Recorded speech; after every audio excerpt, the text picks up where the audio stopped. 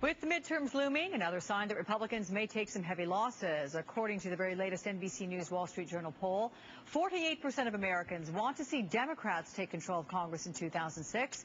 39% want to see Republicans stay in power. But one former Republican congressman who may not have a problem with that, and the MSNBC's own Joe Scarborough, he's the host of Scarborough Country.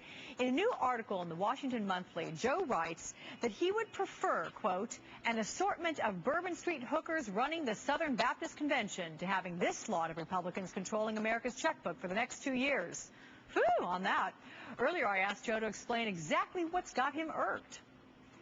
I'll put it to you this way.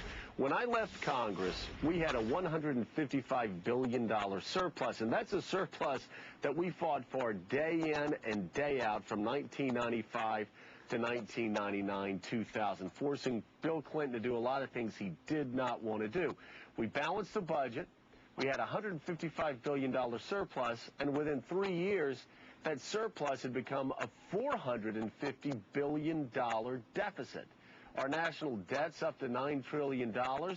There's been no restraint in any areas. George Bush and this Republican Congress has allowed the largest expansion of an entitlement program in U.S. history. That's a $7 trillion Medicare drug bill. I mean, there's so many examples. I could spend the next 2 hours, but I won't, talking about all the big spending items they've passed.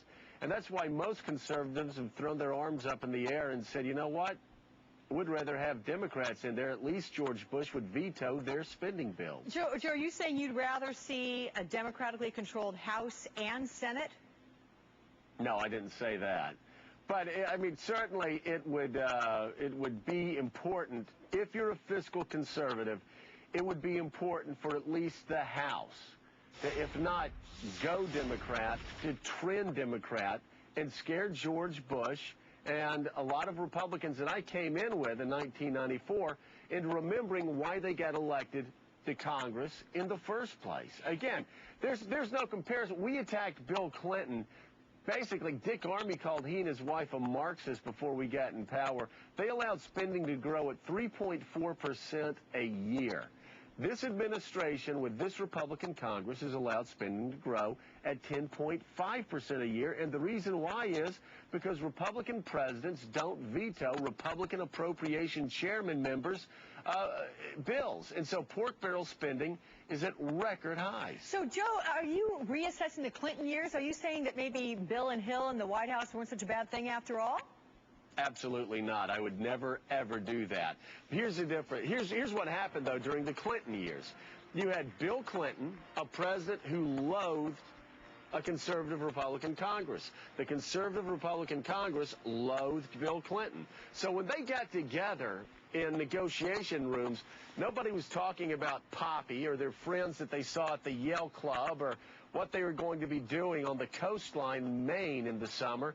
Instead, they were there and they would fight over every single provision in those spending bills. And Bill Clinton vetoed bill after bill after bill. Republicans refused to put in line item after line item that Bill Clinton wanted. And pretty soon, only the strong legislative ideas survived. Of course, guy who doesn't need a lot of introduction to many.